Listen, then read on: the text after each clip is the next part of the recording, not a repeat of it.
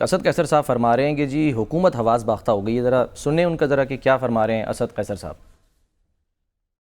دیکھیے بار بار وہ کہہ رہے ہیں کہ اب آئین اور قانون کے دائرے میں جدوجہد کریں گے. بالکل اچھی بات ہے, ان کو حق حاصل ہے اور مقدمہ بھی لڑنے کا حق حاصل ہے, لیکن مقدمہ بنانے کا, مقدمہ چلانے کا, پوری پارٹی کو بین کرنے کا نہ کوئی اخلاقی جواز ہے اور نہ اس وقت تک کم از کم میرے سامنے کوئی ایسی بات ہے جسے میں کہوں کہ قانونی جواز بھی مہیا ہو گیا. سر چلے, لیکن وہ تو اس کی بنیاد پہ ہی کر رہے ہیں نا سر. یہ آپ نے بات کی کہ اعلان کرنا ضروری ہے, تو یہ اعلان تصور نہیں کیا جائے گا جو آج چلیے حکومت 15 دن کے اندر پھر ریفرنس دائر کریں گے نا. ویسے تو یہ بات حکومت 9 مئی کے بعد سے کہہ ہی رہی ہے.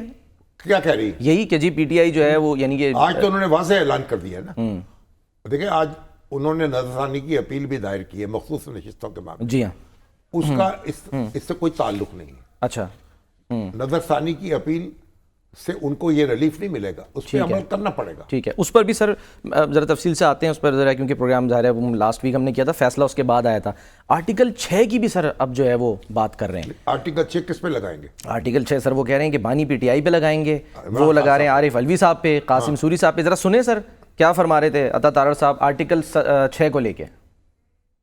آرٹیکل 6 کے مطابق کوئی ریفرنس سپریم کورٹ کو نہیں جانا چاہیے. سپریم کورٹ کا اس سے کیا کام ہے؟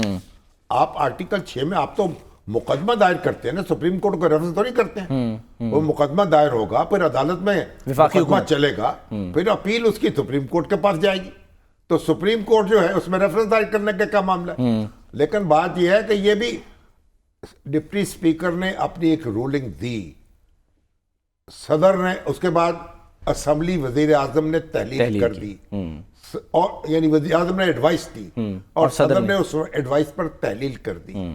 یہ غلط فیصلے تھے, ان کو آپ ایرر آف ججمنٹ بھی کہیں گے. آرٹیکل 5 کو شاید آرٹیکل 6 جو ہے وہ ان پر لگانا بہت مشکل ہوگا.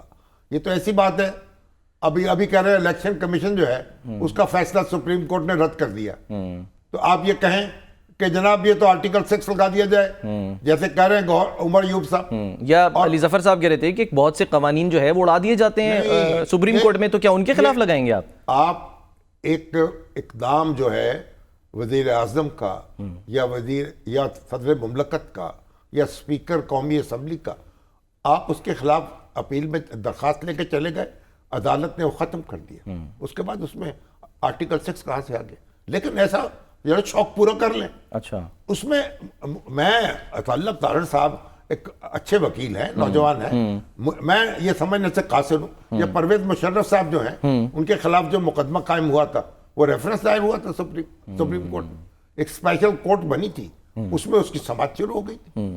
تو یہ اگر انہوں نے آرٹیکل 6 کی کارروائی کرنی تھی تو پھر پارٹی کا مسئلہ کیا تھا بین کرنے کا؟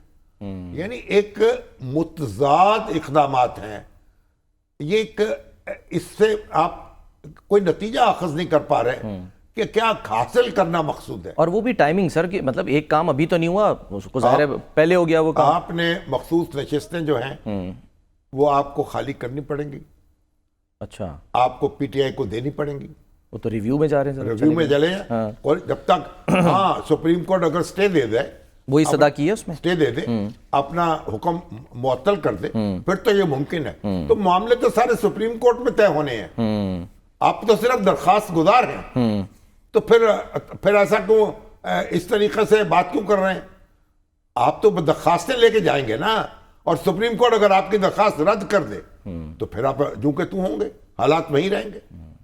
اس طریقے سے ہم دیکھیں پاکستان میں بار بار ہم اس طرح کے اقدامات کر چکے ہیں, بار بار دستور سے تجاوز کر چکے ہیں, بار بار بالا تر آئین اقدامات کر چکے ہیں, سیاسی جماعتیں جو ہیں ان کو زچ کر چکے ہیں, سیاسی رہنماؤں پر مقدمے چلا چکے ہیں. اب بار بار یہ عرض کر رہے ہیں, آپ بار بار یہ کام کر رہے ہیں, ہم بار بار یہ عرض کر رہے ہیں کہ آپ بیٹھے ایک دوسرے کے ساتھ اور ایک دوسرے کو کسی قواعد و ضوابط کے مطابق ڈیل کریں.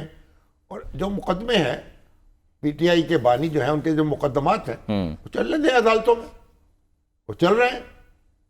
ان کو جہاں جو مقدمہ بودا ہوگا اس میں ان کو ریلیف مل جائے گا.